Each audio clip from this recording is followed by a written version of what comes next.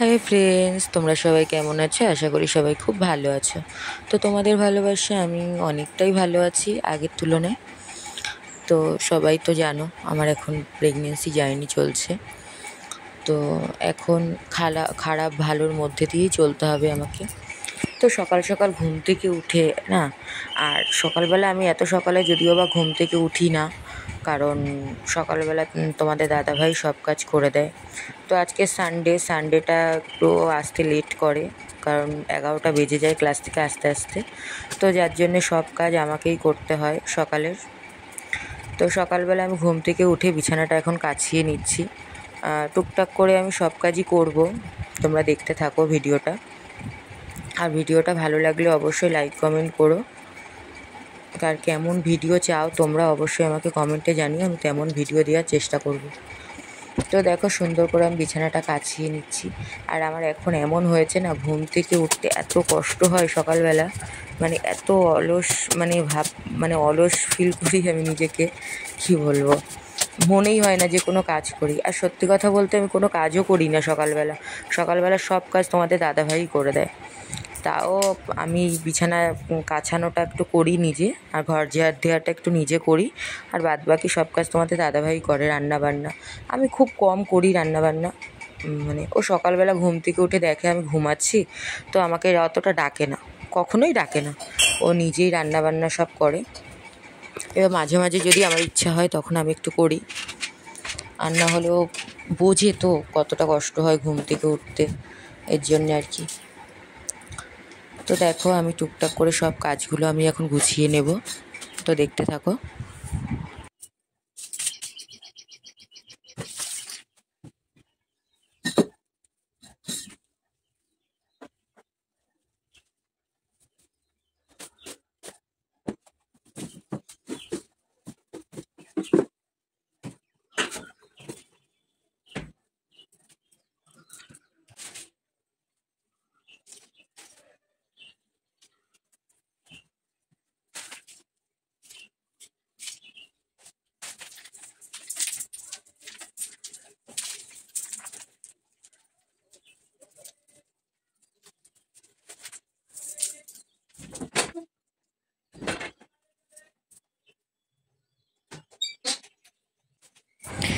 এই লাকি বাম্বুটা আমার খুব ফেভারিট একটা গাছ, আমার খুব পছন্দের, যেটা আমি প্রতিদিন এর আগে একটা গাছ ছিল, সেই গাছটাও আমার রাখা হয়নি, মরে গেছে।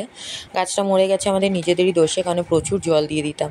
কিন্তু এই গাছে পরে শুনলাম, আমি ওনাদের কাছ থেকে জেনে আসলাম, এটা একদম গোড়ায় একটুখানি জল থাকবে, বেশি থাকবে না। তো যার জন্য মারা গেছিলো। তো আমি এখন ঘুম থেকে উঠে দেখো মুখ টুক সুন্দর করে ধুয়ে নিচ্ছি, ফ্রেশ হয়ে নিচ্ছি। আমার চোখ মুখ কত বসে গেছে না, এই প্রেগনেন্সিটা আসার পর থেকে আমি এতটা পরিমাণে রোগা হয়ে গেছি না, আমার এতটা কষ্ট হয়, কি বলবো, প্রচুর রোগা হয়ে গেছি আমি, অনেক রোগা হয়ে গেছি। চোখ মুখ টেনে গেছে একদম, কি বলবো, টোটালি অন্যরকম হয়ে গেছি আমি পুরো। তো এই সময়টা একটু হবে এরকম, সবার তো একরকম হয় না, আমার এর জন্য একটু এরকম হয়েছে। তো কোনো প্রবলেম নেই, চলো সব ঠিক হয়ে যাবে পরে। তো এখন আমি রান্নাঘরে ঢুকে গেলাম, রান্নাঘরের কাজ করতে করতে, কারণ টুকটুক করে আমাকে একাকেই সব কাজ করতে হবে, কারণ তোমাদের দাদাভাই যে কালে ক্লাসে গেছে ওর আসতে লেট হবে, 11টা বাজবে। তো যার জন্য সব কাজ আমাকেই করতে হবে। তো দেখো আমি বাসনপত্রগুলো টুকটাক করে উঠিয়ে নেব।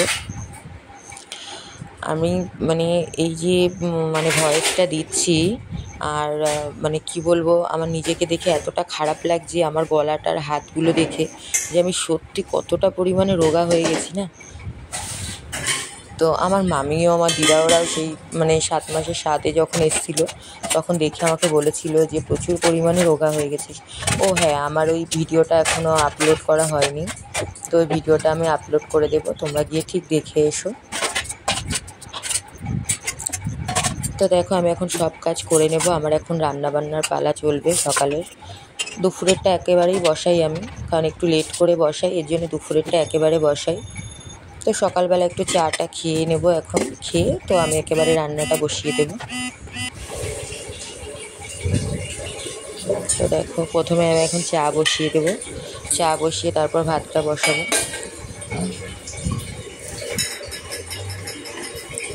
আমি না মানে লিকার চা ছাড়া এখন এমন হয়েছে, আমি লিকার চা ছাড়া অন্য কোনো চা না খেতেই পারি না।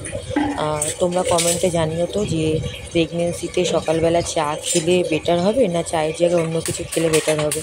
আমি মানে সকালবেলা চাটাই খাই এই কারণে, কারণ আমার খুব বমি বমি ভাবটা হয় তো, এবার শুধু চা খেলে ওইটা একটু কমে হয়তো, আমার মনে হয় আর কি। এর জন্য আমি শুধু চাটাই খাই। চা বাদে অন্য কিছু খাওয়া যায় কি না তোমরা আমার কমেন্টে একটু জানিও। আর আমি 3 বেলা যেকালে ভাত খাই, তাই আমি 3 বেলায় ভাতটাই রাখি, কারণ আর না হলে আমার প্রচণ্ড পরিমাণে খিদা পায়। আমি এখন চাটা বানিয়ে নিচ্ছি, তো চলো আবার আসছি।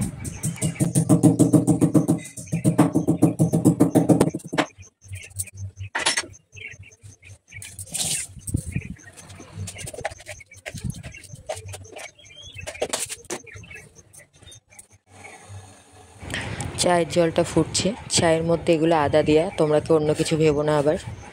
তো আমার চাটা পুরো কমপ্লিট হয়ে গেছে, তো আমি নিয়ে নিচ্ছি। হ্যাঁ, চাটা একটু বেশি হয়ে গেছে, আমি একার জন্য করেছি তো, আমি কাপ মেপে দিলে ভালো হতো, তো দেওয়া হয়নি। আমি এই কাপেই চাটা খাই, কিন্তু এত পরিমাণে খাই না। এটা তোমাদের দেখাচ্ছি বলে না, আমি এতটা পরিমাণে খাই না। আর এ দেখো মাছ ভিজিয়ে রেখেছি, কিন্তু মাছটা রান্না করা হয়নি, শুধু মাছের মাথাটাই করা হয়েছিল। কারণ মাছটা করিনি এই কারণে, আমার মাছ দেখেই না ঘেন্না পাচ্ছিলো কেমন যেন, তো মাছটা উঠিয়ে রেখেছিলাম। পরে তোমাদের দাদাভাই যখন বাড়িতে আসলো বললাম যে মাছটা একটু তুমি করো, ভালো লাগছে না। তারপর আমাকে জিজ্ঞেস করলো তুমি কী করেছো রান্না, আমি বললাম সোয়াবিন করেছি আর পুঁই শাক আর মাছের মাথা দিয়ে করেছি। বলছে ঠিক আছে, কোনো প্রবলেম নেই, আজকে মাছ খেতে হবে না, আজকে সোয়াবিনের তরকারিটাই খাও। তো ঠিক আছে চলো, এই যে আমি সব সবজি কেটে নিয়েছি, এখানে পটল, কুমড়ো, আলু, বেগুন কেটে নিয়েছি, আর পুঁই শাকটাও কেটে নিয়েছি, এটা সোয়াবিনের আলু। আর এদিকে ভাত হচ্ছে, এদিকে সোয়াবিনটা একটু গরম জলে ফুটিয়ে নিচ্ছি, আর এদিকে পুঁই শাকটা কেটে ধুয়ে রেখে দিয়েছি। আর এই যে মাছের মাথাটা বের করে রেখেছি পুঁই শাক দিয়ে বানাবো বলে। তো আজকে দুপুরের মেনু এটাই হবে। ও তার সাথে এক পিস মাছ ভাজাও ছিল। তোমাদের দাদাভাই আমার পছন্দের দুটো লঙ্কা গাছ নিয়ে এসছে। কই লঙ্কা? লঙ্কার জন্য আসলাম ফটো তুলবো বলে। ও আছে আছে আছে, দেখেছি, এই যে লুকিয়ে আছি। ও মা গো, কতদিন ধরে বসে রয়েছি এই লঙ্কা গাছের জন্য আমি। কি সুন্দর গাছটা, কত ফুল এসছে গাছে। এই এটার মধ্যেই থাক, এটা, কারণ ওরা এখানে রেখেছে মানে ফল হয়েছে মানে এটাতেই হবে। হেভি লাগছে। এই যে রান্না আমার কমপ্লিট হয়ে গেছে। তো আমি এখানে পুঁই শাকটার সোয়াবিনটার মাছ ভাজাটা করে নিয়েছি, দুধও জাল দিয়ে দিয়েছি, আর এখানে ভাতটাও হয়ে গেছে। আমি অল্প করে কটা ভাত নিয়ে নিয়েছি খাওয়ার জন্যে, কারণ আমি এখন 12টা বাজে, আমি এখনও সকাল থেকে শুধু 1 কাপ চা ছাড়া আর কিছুই খাইনি। তো তোমাদের দাদাভাই আমার জন্য এখন কী কী খাবার নিয়ে এসছে একটু দেখো। তাল শাঁস নিয়ে এসছে, আর এখানে ডাব নিয়ে এসছে। আজকে একটার কেন বাবু? আর এই টেবিল কতটা আমাদের নতুন আনা হয়েছে, এই যে, কিন্তু ভীষণ পাতলা গো। হ্যাঁ ভীষণ পাতলা টেবিল কতটা। না না না, এই যে পুকু মাম্মা একটু তাকাও তো, ও দেখো কামড়ে দিয়েছে। আমি বললাম না ওর গা দিয়ে ফেললাম আমি। আরে কোনগুলো বলো, পুরো বিষ পিঁপড়া, যেগুলো মাথা মোটা মোটা কালা কালা টাইপের হয় না, ওইগুলো। আমার একটু তাকাও তো এদিকে, এই যে ঠিক আছে দিয়ে দাও, এটা হাসি দিয়ে দাও, একটা হাসি দিয়ে দাও, এই যে একটা দাঁত বের করে দাও, এই যে এই যে এই যে এই যে এই যে একটু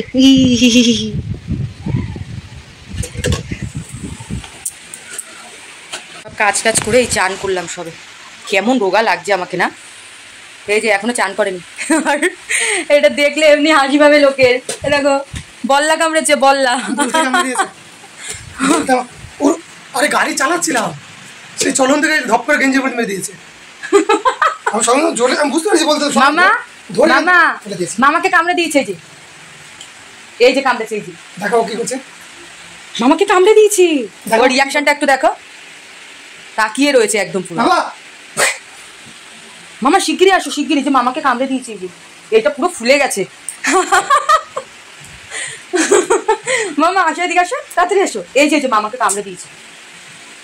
কামড়ে দিয়েছে? ওর রিয়াকশনটা দেখো, কামড়ে দিয়েছে মামাকে। কোথায় কামড়েছে, কোথায়? হাত দিয়ে দেখিয়ে দাও কোথায় কামড়েছে। এ হাসছে, আমি পুরো হাঁপিয়ে গেছি। আবার পরে কথা হবে। একটু মামা করো, মামা। ও একটু ভালো করে করো, একটু ভালো করে মামা করো তো, ভালো করে করো। মা মা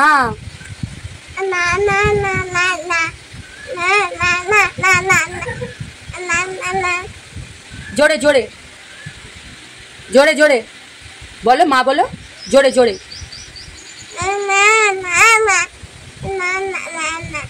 মা মা মা মা মা সোনা কথা শিখে গেছে, সোনা এখন দাঁড়াতে পারে, তাই না মা? মুখটা কি করছে, মুখটা কি করছে রে? এটা মুখটা কি করছে? কি কি এটা কি? দুষ্টু, দুষ্টু। তুমি কি চান করতে যাবা? সকাল থেকে সব কাজ করে দিচ্ছি, তারপরেও একটুখানি চান করতে যাবে, তাই যেতে পারছি না। যাও তো, ঘর মুজো, যখন এখানে বসে না থেকে যাও না।